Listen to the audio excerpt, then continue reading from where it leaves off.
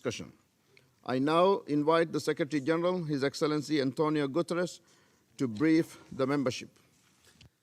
Mr. President of the General Assembly, may I first of all express my enormous gratitude and appreciation for what has been your determined and effective leadership in the conduction of this process. I must confess, I never expected things to move so well, and this was entirely due to your leadership and to the cooperation of all member states. So please accept my thanks, and I think that your direction of this process has been, I would say, the most important condition for the success of the process. Excellencies, colleagues, and friends, it's almost a year since I presented the report on our common agenda. During that year, the need for the proposals in the report has only increased. In addition to the triple planetary crisis of climate breakdown, air pollution, and biodiversity loss, and the immense suffering caused by the COVID-19 pandemic, conflicts are raging around the world. The ripple effects of the war in Ukraine have contributed to surging food and energy prices that are affecting dramatically the developing countries in particular. The negotiations that led to the agreements reached in Istanbul last month progressively had an impact on global markets, bringing the prices of food and fertilizer products down close to levels they had before the war, levels that were already substantially high. But it is important to understand that there is a difference in relation to the quotations published relative to the way the different exchanges work and the prices at the bakery.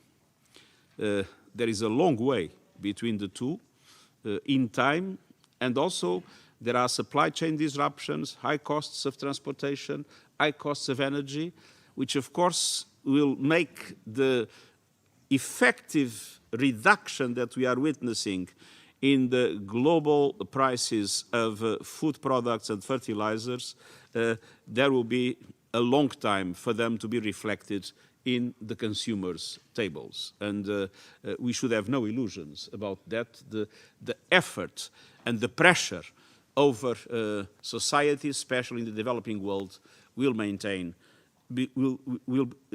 very high. And indeed, developing countries are being squeezed dry. Without resources to invest in recovery from the pandemic and deal with the impact of the war, the 2030 Agenda and the Sustainable Development Goals have been thrown further off course. The global economic forecast is perilous. 4 countries have already defaulted on their debts. Many others face the risk of default. Financing for development is drying up or being diverted elsewhere. Meanwhile, overwhelming evidence of climate catastrophe is mounting by the day. Half of humanity is now in the danger zone from drought, heat waves, floods, wildfires, and other extreme climate conditions. And yet, global greenhouse gas emissions are at their highest levels in human history and rising. Geopolitical competition has intensified, and the risk of nuclear confrontation is now more acute than it has been for decades. New variants of COVID-19 are again disrupting lives and livelihoods and setting back global recovery. And the suffering in the Horn of Africa, the Democratic Republic of the Congo, Sudan, Yemen, Libya, Afghanistan, Haiti, and many other places continues without cease. Global shocks are unabated and growing. We don't know where the next one will come from. Business as usual will almost certainly guarantee a future of constant crisis and devastating risks. The report provides a framework and an opportunity to unite the international community around solutions to this situation. Our common agenda was intended as a wake-up call, and 1 year on, we must ask ourselves, have we woken up? Mesdames les représentantes et Messieurs les représentants, Permettez-moi aujourd'hui de vous présenter les progrès réalisés dans la mise en œuvre des propositions figurant dans notre programme commun. Ce rapport vise d'abord et avant tout à revitaliser les objectifs de développement durable, à nous remettre sur la bonne voie pour favoriser la croissance durable et la résilience, et ce dans le contexte très difficile d'aujourd'hui. Le rapport va au-delà des objectifs de développement durable en abordant les défis ainsi que les lacunes des cadres multilatéraux qui ont pris de l'ampleur depuis 2015. Les idées contenues dans le rapport sont divisées en 4 grandes catégories. Tout d'abord, un nouveau pacte mondial, un New Global Deal, pour répartir autrement le pouvoir, les ressources et refonder les bases des contrats sociaux. Une grande place pour l'avenir, avec des propositions pour renforcer la participation des jeunes et prendre en compte les générations futures dans les décisions politiques. Des efforts pour fournir davantage de biens publics et mieux gérer les chocs et les crises mondiales. Et enfin, la modernisation de l'ONU pour donner les moyens de mieux aider les États à concevoir et appliquer des solutions multilatérales. Je tiens à vous remercier, à tous les États membres, de votre engagement et de l'appui que vous avez apporté aux discussions sur le rapport. Je remercie également les 166 pays qui se portaient co-auteurs de la résolution de l'Assemblée générale sur la suite à donner au rapport.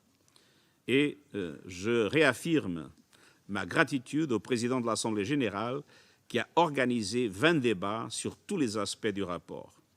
Et enfin, je veux remercier les nombreux États membres qui ont fait part de leurs observations, de leurs analyses et de leurs idées. Les États ne soutiennent pas chaque détail des propositions que nous leur avons soumises, mais les débats ont permis de trouver un terrain d'entente sur de nombreux points. Et en définitive, une idée fait consensus. Nous devons avancer ensemble, sans plus tarder, dans la mise en œuvre de notre programme commun, basé sur un accord des États membres. Excellencies, I'm pleased to see the work has started on many of the proposals. The United Nations system is moving forward on issues on which you have given us a green light with the division of labor in place. For example, we are coordinating action on the proposals relating to jobs and social protection through the Global Accelerator. This brings together the combined capacities of the UN system with a key role for the International Labour Organization. We have made progress in developing an approach that goes beyond gross domestic product, putting a value on sustainability, equality and resilience. We will share a proposal on this in due course. And we are conducting a review of the UN system's ability to deliver on gender equality across all its mandates and programs. And preparations are well advanced for the Transforming Education Summit in September, the largest ever gathering of learners and teachers. The Transforming Education Summit will be an opportunity to mobilize ambition, action, solidarity and solutions to reimagine education systems fit for the future and to generate fresh momentum for SDG 4 and the 2030 Agenda overall. And I believe that everybody agrees that the pre-summit was a remarkable success with an extremely meaningful participation of all member states. Excellencies, we are also moving forward where we can on some of the other ideas of the report. During the upcoming session of the General Assembly, in consultation with member states, I will present my view on the reform of the international financial architecture to tackle historic weaknesses and inequalities. This will include short-term actions to provide immediate relief to highly indebted developing countries and long-term measures to guarantee resilience and debt sustainability. This will be critical to pave the way towards the summit and deliver concrete results to take forward the new global deal and for developing countries to invest in the 2030 Agenda. Given the seriousness of the global socio-economic outlook, I also intend to explore with Member States a timeline for the proposed biennial summit between the members of the G20, ECOSOC, international financial institutions, and myself as Secretary General with an inclusive approach. We are also developing measures to ensure legal identity for all and end statelessness, and working on a roadmap for the development and effective implementation of international law. Efforts are ongoing to re-establish the scientific advisory mechanism, and we are advancing the internal transformation towards a UN 2.0. Our 5 agendas for change across the UN family are fostering a new culture and new capabilities in data, digital, innovation, behavioral science, and strategic foresight. We are launching new initiatives to unleash the potential of data for people, planet, and the SDGs. A UN Behavioral Science Week engaged thousands of people across the UN, member states, and academia on how to translate scientific methods into impact for the people we serve. We are also advancing interagency consultations on how to strengthen long-term outcomes in our programs, including through a Futures Lab. Excellencies, you, the member states, are also hard at work. Last week, the General Assembly adopted a historic resolution declaring the right to a clean, healthy, and sustainable environment, demonstrating your commitment to this important goal. In areas that require immediate action, the co-facilitators appointed by the President of the General Assembly are developing proposals, and I look forward to hearing their perspectives. Consultations are well underway on a proposed youth office under the stewardship of the permanent representatives of Egypt and Guyana. Establishing this office will send a clear signal to young people that the United Nations wants them to have a strong voice in decisions that will affect their futures. The permanent representatives of the Netherlands and Fiji are developing an elements paper for a declaration for future generations, a major step towards the proposed summit of the future. The permanent representatives of New Zealand and Oman are leading negotiations on the modalities resolution that would enable the summit of the future to take place. Excellencies, I would like to speak in some detail about the summit of the future. The summit is a once-in-a-generation opportunity to reinvigorate global action, recommit to fundamental principles, and further develop the frameworks of multilateralism so they are fit for the future. This summit should maximize the booster effect for the 2030 Agenda and the SDGs. The Summit of the Future will also be the moment to agree on concrete solutions to challenges that have emerged or grown since 2015.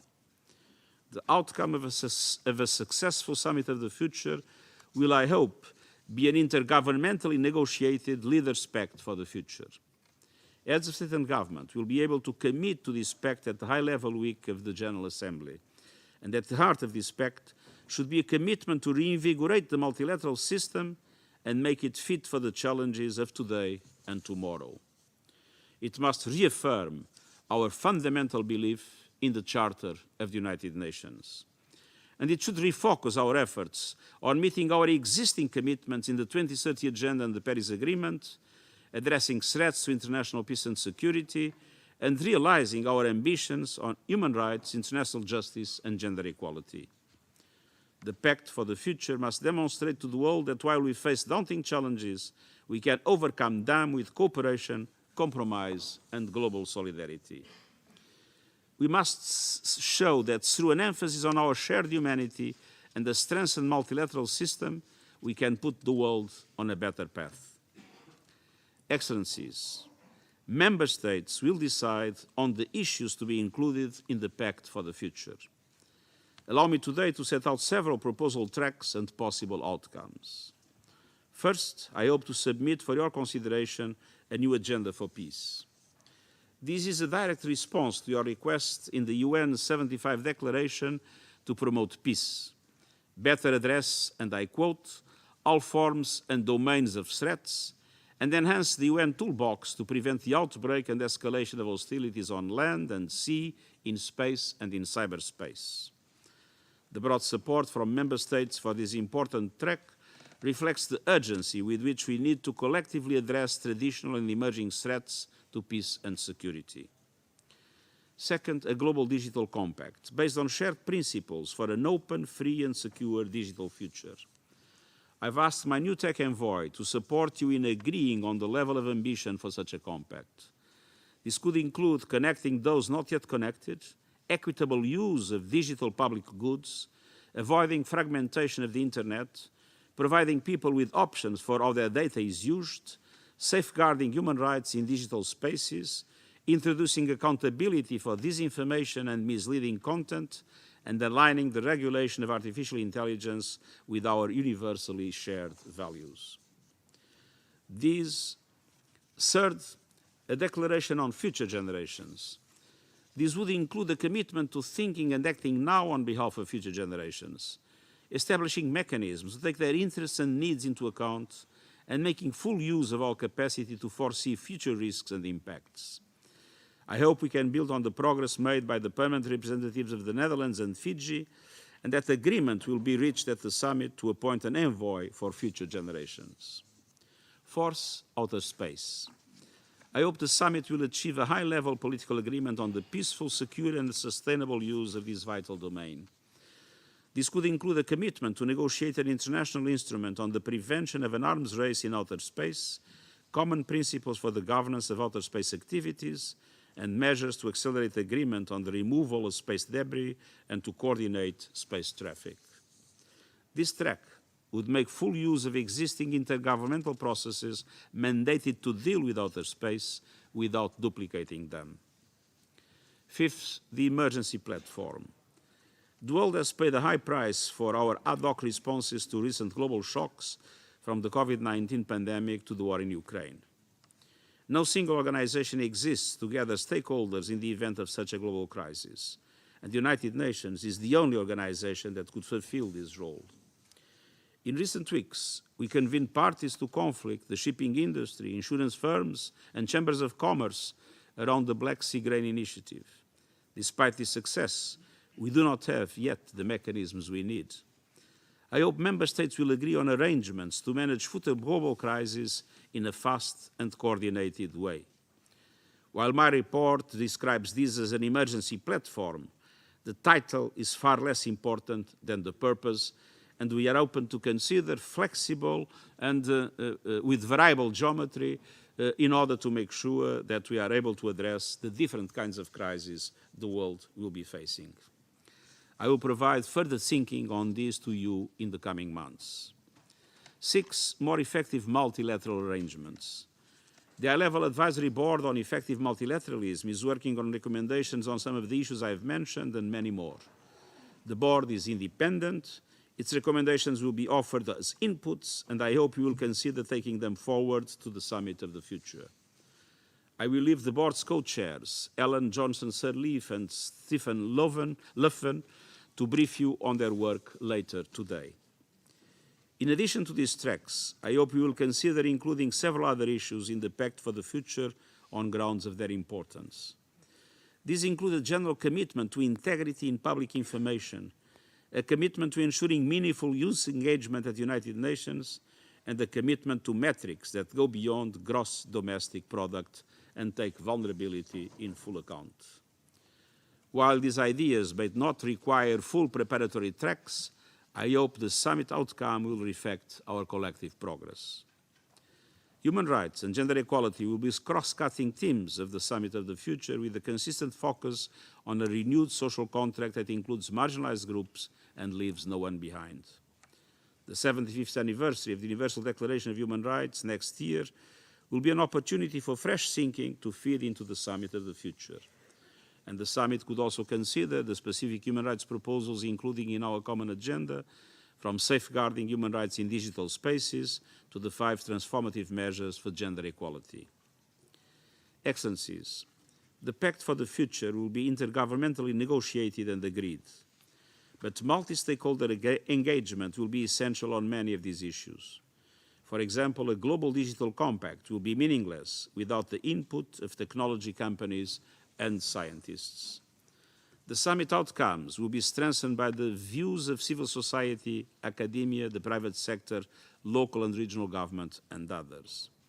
Including a wide range of voices is not only the right thing to do, but also only way we will arrive to meaningful solutions to be considered by member states in the intergovernmental process. Excellencies, in closing, allow me to say a few words about the links between the proposed Summit of the Future and the second SDG Summit. The SDG Summit will take place here in New York at the midpoint of implementation of the 2030 Agenda next year. It will enable the global community to review progress on the SDGs, recommend policies, and launch initiatives to regain momentum and accelerate implementation. In a word, to rescue the SDGs.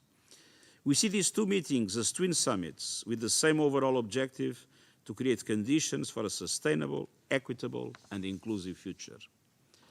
The Summit of the Future must lift the outcomes of the SDG Summit towards 2030 and beyond. Together with the Paris Agreement, these summits are our last best chance to deliver on people's demand for a multilateral system that manages and solves global challenges in a timely, effective, and fair way. Every day we wait leads us closer to a global breakdown, both physical and political. But while the problems before us are unprecedented, they are not unsurmountable. Our common agenda attempts to correct our course, guided by the United Nations Charter, to build a safer, more resilient and inclusive world set out in the 2030 Agenda and the Sustainable Development Goals. And I thank you. I thank the Secretary General for his briefings. I now invite